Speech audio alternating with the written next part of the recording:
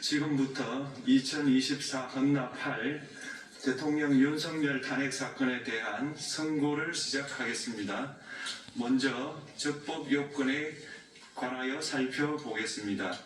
이 사건 계엄 선포가 사법심사의 대상이 되는지에 관하여 보겠습니다. 고위공직자의 헌법 및 법률 위반으로부터 헌법 질서를 수호하고자 하는 탄핵 심판의 취지를 고려하면 이 사건 계엄 선포가 고도의 정치적 결단을 요하는 행위라 하더라도 그 헌법 및 법률 위반 여부를 심사할 수 있습니다. 국회 법사의 조사 없이 이 사건 탄핵 소추안을 의결한 점에 대하여 보겠습니다. 헌법은 국회의 소추 절차를 입법에 맡기고 있고 국회법은 법사위 조사 여부를 국회의 재량으로 규정하고 있습니다. 따라서 법사위의 조사가 없었다고 하여 탄핵 소추 의결이 부적법하다고 볼 수 없습니다. 이 사건 탄핵 소추안의 의결이 일사부재의 원칙에 위반되는지 여부에 대해서 보겠습니다.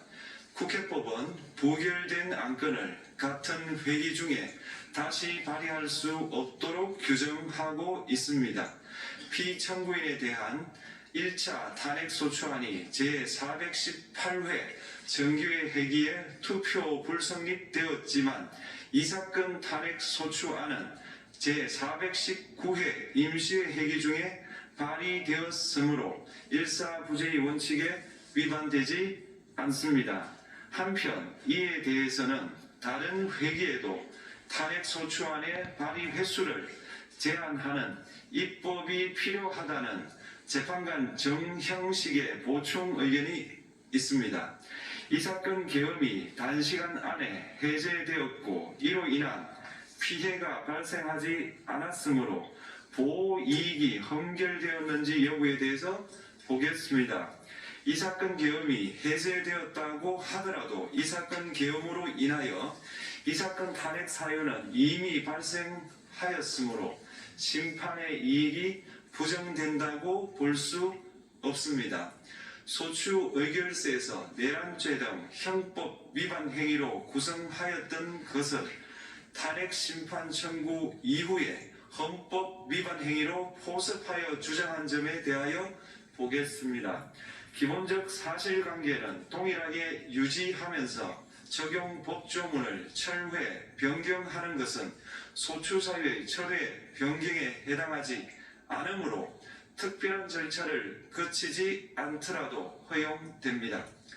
피청구인은 소추사유에 뇌란죄 관련 부분이 없었다면 의결 정족수를 충족하지 못하였을 것이라고 주장하지만 이는 가정적 주장에 불과하며 객관적으로 뒷받침할 만한 근거도 없습니다.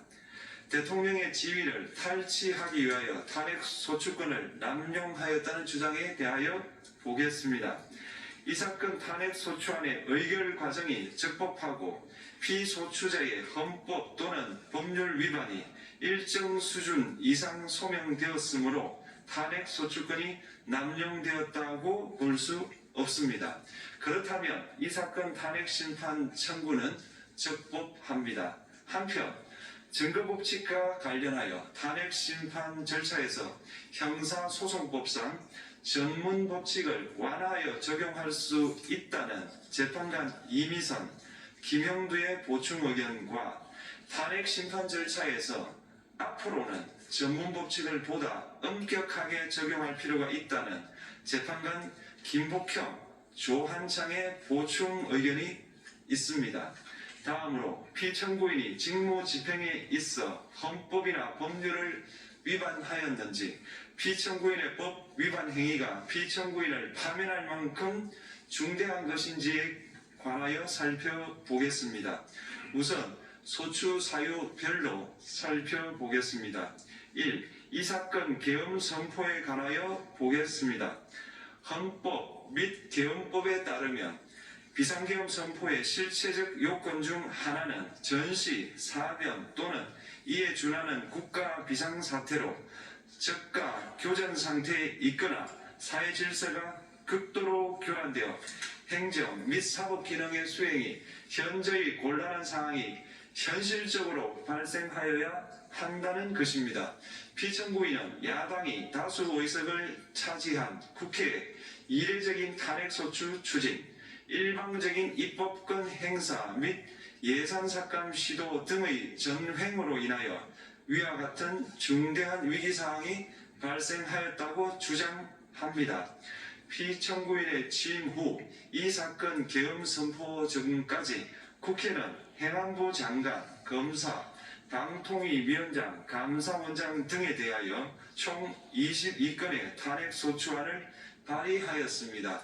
이는 국회가 탄핵소추 사유의 위헌,위법성에 대해 숙고하지 않은 채 법 위반의 의혹에만 근거하여 탄핵심판 제도를 정부에 대한 정치적 압박 수단으로 이용하였다는 우려를 낳았습니다. 그러나 이 사건 계엄 선포 당시에는 검사 1인 및 방통위위원장에 대한 탄핵심판 절차만이 진행 중이었습니다. 피청구인이 야당이 일방적으로 통과시켜 문제가 있다고 주장하는 법률안들은 피청구인이 제의를 요구하거나 공포를 보류하여 그 효력이 발생되지 않은 상태였습니다. 2025년도 예산안은 2024년 예산을 집행하고 있었던 이 사건 계엄 선포 당시 상황에 어떠한 영향을 미칠 수 없고 위 예산안에 대하여 국회 예결특위의 의결이 있었을 뿐 본회의의 의결이 있었던 것도 아닙니다. 따라서 국회의 탄핵소추, 입법, 예산안 심의 등의 권한 행사가 이 사건 계엄 선포 당시 중대한 위기 상황을 현실적으로 발생시켰다고 볼 수 없습니다. 국회의 권한 행사가 위법, 부당하더라도 헌법재판소의 탄핵 심판, 피청구인의 법률안 제의 요구 등 평상시 권력행사 방법으로 대처할 수 있으므로 국가 긴급권의 행사를 정당화할 수 없습니다. 피청구인은 부정선거 의혹을 해소하기 위하여 이 사건 계엄을 선포하였다고도 주장합니다. 그러나 어떠한 의혹이 있다는 것만으로 중대한 위기상황이 현실적으로 발생하였다고 볼 수는 없습니다. 또한 중앙선관위는 제22대 국회의원 선거 전에 보안 취약점에 대하여 대부분 조치하였다고 발표하였으며 사전, 우편, 투표함, 보관장소, CCTV 영상을 24시간 공개하고 개표 과정에 수검표 제도를 도입하는 등의 대책을 마련하였다는 점에서도 피청구인의 주장은 타당하다고 볼 수 없습니다. 결국 피청구인이 주장하는 사정을 모두 고려하더라도 피청구인의 판단을 객관적으로 정당화할 수 있을 정도의 위기 상황이 이 사건 계엄 선포 당시 존재하였다고 볼 수 없습니다. 헌법과 계엄법은 비상계엄 선포의 실체적 요건으로 병력으로서 군사상의 필요에 응하거나 공공의 안정질서를 유지할 필요와 목적이 있을 것을 요구하고 있습니다. 그런데 피청구인이 주장하는 국회의 권한 행사로 인한 국정마비 상태나 부정선거 의혹은 정치적, 제도적, 사법적 수단을 통하여 해결하여야 할 문제이지 병력을 동원하여 해결할 수 있는 것이 아닙니다. 피청구인은 이 사건 계엄이 야당의 전횡과 국정위기 상황을 국민에게 알리기 위한 경고성 계엄 또는 호소형 계엄이라고 주장하지만 이는 계엄법이 정한 계엄 선포의 목적이 아닙니다. 또한 피청구인은 계엄 선포에 그치지 아니하고 군경을 동원하여 국회의 권한 행사를 방해하는 등의 헌법 및 법률 위반 행위로 나아갔으므로 경고성 또는 호소형 계엄이라는 피청구인의 주장을 받아들일 수 없습니다. 그렇다면 이 사건 계엄 선포는 비상계엄 선포의 실체적 요건을 위반한 것입니다. 다음으로 이 사건 계엄 선포가 절차적 요건을 준수하였는지에 관하여 보겠습니다. 계엄 선포 및 계엄 사령관 임명은 국무회의의 심의를 거쳐야 합니다. 피청구인이 이 사건 계엄을 선포하기 직전에 국무총리 및 9명의 국무위원에게 계엄 선포의 취지를 간략히 설명한 사실은 인정됩니다. 그러나 피청구인은 계엄사령관 등 이 사건 계엄의 구체적인 내용을 설명하지 않았고 다른 구성원들에게 의견을 진술할 기회를 부여하지 않은 점을 고려하면 이 사건 계엄 선포에 관한 심의가 이루어졌다고 보기도 어렵습니다. 그 외에도 피청구인은 국무총리와 관계 국무위원이 비상계엄 선포문에 부서하지 않았음에도 이 사건 계엄을 선포하였고 그 시행 일시, 시행 지역 및 계엄사령관을 공고하지 않았으며 지체 없이 국회에 통고하지도 않았으므로 헌법 및 계엄법이 정한 비상계엄 선포의 절차적 요건을 위반하였습니다. 2. 국회에 대한 군경 투입에 관하여 보겠습니다. 피청구인은 국방부 장관에게 국회에 군대를 투입할 것을 지시하였습니다. 이에 군인들은 헬기 등을 이용하여 국회 경내로 진입하였고 일부는 유리창을 깨고 본관 내부로 들어가기도 하였습니다. 피청구인은 육군 특수전 사령관 등에게 의결 정족수가 채워지지 않은 것 같으니 문을 부수고 들어가서 안에 있는 인원들을 끄집어내라는 등의 지시를 하였습니다. 또한 피청구인은 경찰청장에게 계엄사령관을 통하여 이 사건 포고령의 내용을 알려주고 직접 6차례 전화를 하기도 하였습니다. 이에 경찰청장은 국회 출입을 전면 차단하도록 하였습니다. 이로 인하여 국회로 모이고 있던 국회의원들 중 일부는 담장을 넘어가야 했거나 아예 들어가지 못하였습니다. 한편 국방부 장관은 필요시 체포할 목적으로 국군 방첩사령관에게 국회의장, 각 정당 대표 등 14명의 위치를 확인하라고 지시하였습니다. 피청구인은 국가정보원 1차장에게 전화하여 국군 방첩사령부를 지원하라고 하였고 국군 방첩사령관은 국가정보원 1차장에게 위 사람들에 대한 위치 확인을 요청하였습니다. 이와 같이 피청구인은 군경을 투입하여 국회의원의 국회 출입을 통제하는 한편 이들을 끌어내라고 지시함으로써 국회의 권한 행사를 방해하였으므로 국회에 계엄 해제 요구권을 부여한 헌법 조항을 위반하였고 국회의원의 심의 표결권, 불체포 특권을 침해하였습니다. 또한 각 정당의 대표 등에 대한 위치 확인 시도에 관여함으로써 정당 활동의 자유를 침해하였습니다. 피청구인은 국회의 권한 행사를 막는 등 정치적 목적으로 병력을 투입함으로써 국가안전보장과 국토방위를 사명으로 하여 나라를 위해 봉사하여 온 군인들이 일반 시민들과 대치하도록 만들었습니다. 이에 피청구인은 국군의 정치적 중립성을 침해하고 헌법에 따른 국군 통수 의무를 위반하였습니다. 3. 이 사건 포고령 발령에 관하여 보겠습니다. 피청구인은 이 사건 포고령을 통하여 국회, 지방의회, 정당의 활동을 금지함으로써 국회에 계엄 해제 요구권을 부여한 헌법조항, 정당 제도를 규정한 헌법조항, 대의민주주의, 권력분리 원칙을 위반하였습니다. 비상계엄 하에서 기본권을 제한하기 위한 요건을 정한 헌법 및 계엄법 조항, 영장주의를 위반하여 국민의 정치적 기본권, 단체 행동권, 직업의 자유를 침해하였습니다. 4. 중앙선관위에 대한 압수수색에 관하여 보겠습니다. 피청구인은 국방부 장관에게 병력을 동원하여 선관위의 전산 시스템을 점검하라고 지시하였습니다. 이에 따라 중앙선관위 청사에 투입된 병력은 출입 통제를 하면서 당직자들의 휴대전화를 압수하고 전산 시스템을 촬영하였습니다. 이는 선관위에 대하여 영장 없이 압수수색을 하도록 하여 영장주의를 위반한 것이자 선관위의 독립성을 침해한 것입니다. 5. 법조인에 대한 위치 확인 시도에 관하여 보겠습니다.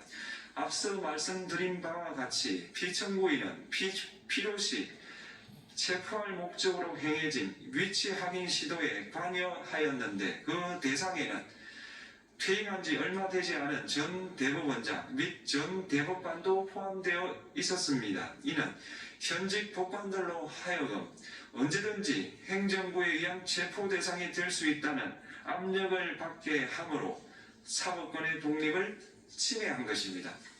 지금까지 살펴본 피청구인의 법 위반 행위가 피청구인을 파면할 만큼 중대한 것인지 관하여 보겠습니다. 피청구인은 국회와의 대립상을 타개할 목적으로 이 사건 계엄을 선포한 후 군경을 투입시켜 국회의 헌법상 권한 행사를 방해함으로써 국민 주권주의 및 민주주의를 부정하고 병력을 투입시켜 중앙선관위를 압수수색하도록 하는 등 헌법이 정한 통치구조를 무시하였으며 이 사건 포고령을 발령함으로써 국민의 기본권을 광범위하게 침해하였습니다. 이러한 행위는 법치국가 원리와 민주국가 원리의 기본 원칙들을 위반한 것으로 그 자체로 헌법 질서를 침해하고 민주공화정의 안정성에 심각한 위해를 끼쳤습니다. 한편 국회가 신속하게 비상계엄 해제 요구를 결의할 수 있었던 것은 시민들의 저항과 군경의 소극적인 임무 수행 덕분이었으므로 이는 피청구인의 법 위반에 대한 중대성 판단에 영향을 미치지 않습니다. 대통령의 권한은 어디까지나 헌법에 의하여 부여받은 것입니다. 피청구인은 가장 신중히 행사되어야 할 권한이 국가 긴급권을 헌법에서 정한 한계를 벗어나 행사하여 대통령으로서의 권한 행사에 대한 불신을 초래하였습니다. 피청구인이 취임한 이래 야당이 주도하고 이례적으로 많은 탄핵 소추로 인하여 여러 고위공직자의 권한 행사가 탄핵 심판 중 정지되었습니다. 2025년도 예산안에 관하여 헌정사상 최초로 국회 예산결산특별위원회에서 정액 없이 감액에 대해서만 야당 단독으로 의결하였습니다. 피청구인이 수립한 주요 정책들은 야당의 반대로 시행될 수 없었고 야당은 정부가 반대하는 법률안들을 일방적으로 통과시켜 피청구인의 제의 요구와 국회의 법률안 의결이 반복되기도 하였습니다. 그 과정에서 피청구인은 야당의 전횡으로 국정이 마비되고 국익이 현저히 저해되어 가고 있다고 인식하여 이를 어떻게든 타개하여야만 한다는 막중한 책임감을 느끼게 되었을 것으로 보입니다. 피청구인이 국회의 권한 행사가 권력 남용이라거나 국정 마비를 초래하는 행위라고 판단한 것은 정치적으로 존중되어야 합니다.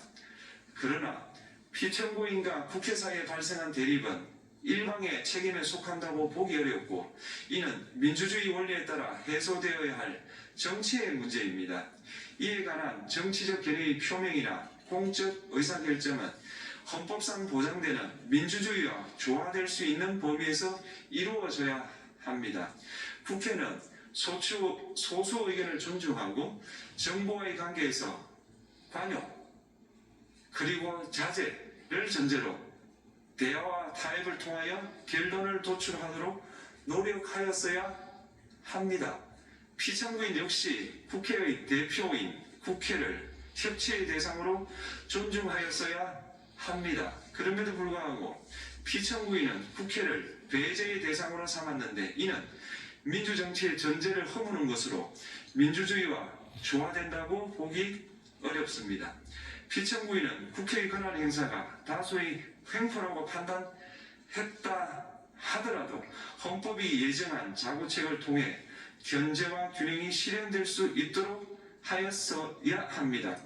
피청구인은 취임한 때로부터 약 2년 후에 치러진 국회의원 선거에서 피청구인이 국정을 주도하도록 국민을 설득할 기회가 있었습니다. 그 결과가 피청구인의 의도에 부합하지 않더라도 야당을 지지한 국민의 의사를 배제하려는 시도를 하여서는 안 되었습니다. 그럼에도 불구하고 피청구인은 헌법과 법률을 위반하여 이 사건 계엄을 선포함으로써 국가 긴급권 남용의 역사를 재현하여 국민을 충격에 빠뜨리고 사회, 경제, 정치, 외교 전반 전 분야의 혼란을 야기하였습니다.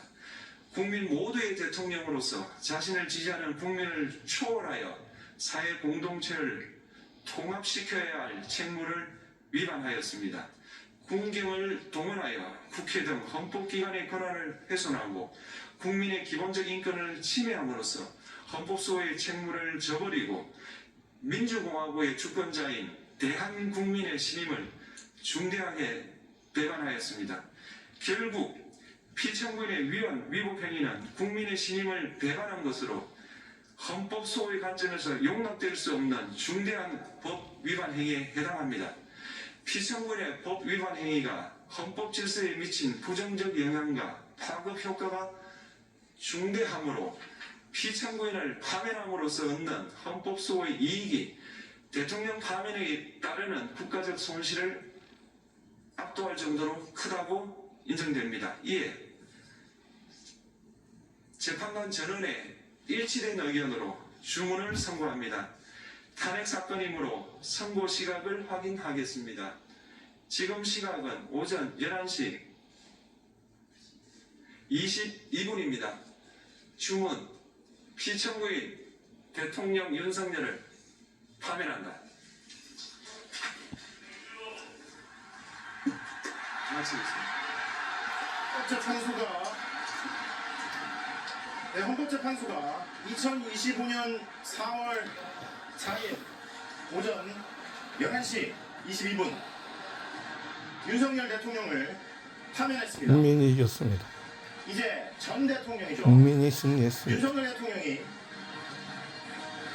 여러분 수고하셨습니다.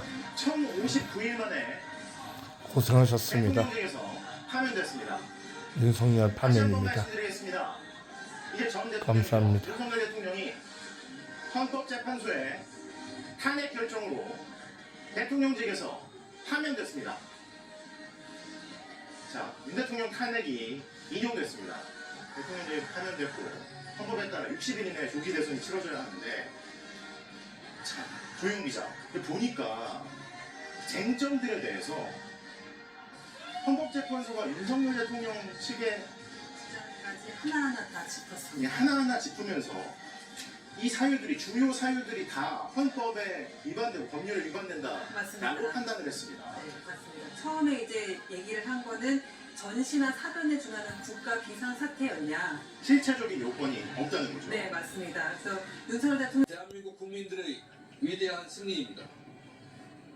내란 우두머리 피의자 윤석열의 파면은 너무나 정당하고 당연합니다. 사필 규정입니다. 윤석열 파면의 필요 충분 조건의 증거도 차고 넘쳤고 위헌성도 뚜렷했습니다.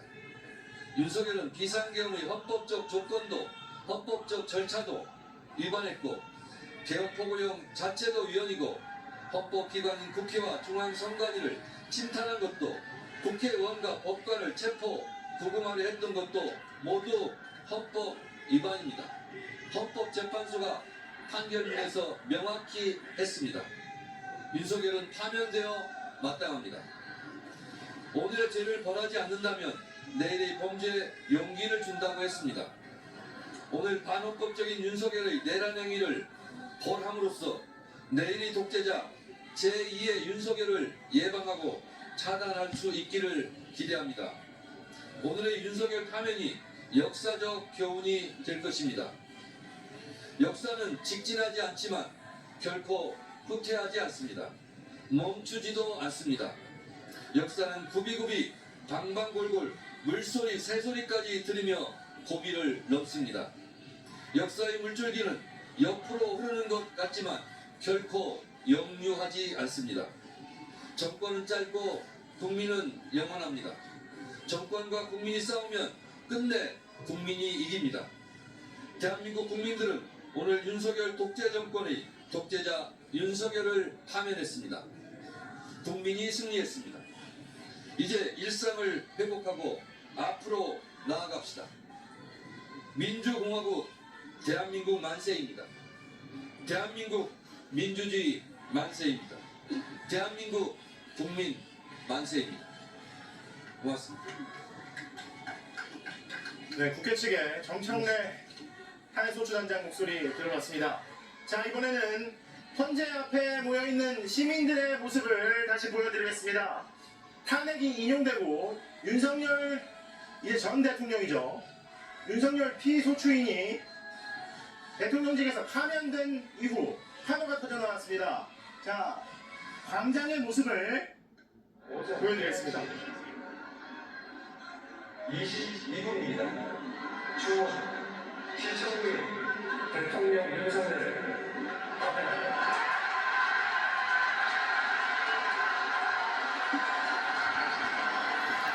국민과 함께 감사합니다. 인용 결정이 나오고 고맙습니다. 즉시 파면되자 시민들이 환호하는 모습을 우리는 이 탄핵 심판 사건의 결론이 이렇게 늦게 나오리라고는 생각하지 못했습니다.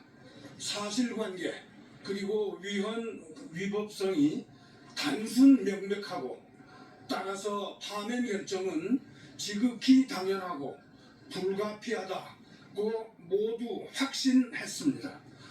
애당초 비상계엄 자체가 헌법 법률이 정한 실체적 절차적 요건을 전혀 갖추지 못했을 뿐만 아니라 국회, 선관위 등 헌법기관의 권능을 함부로 침탈하고자 무단 난입, 요인 체포 시도 등 위헌위법한 만행을 저지르는 그 현장 상황을 우리 온 국민이 실시간 영상으로 목도하고 또 생생한 증언이 이어졌기 때문입니다.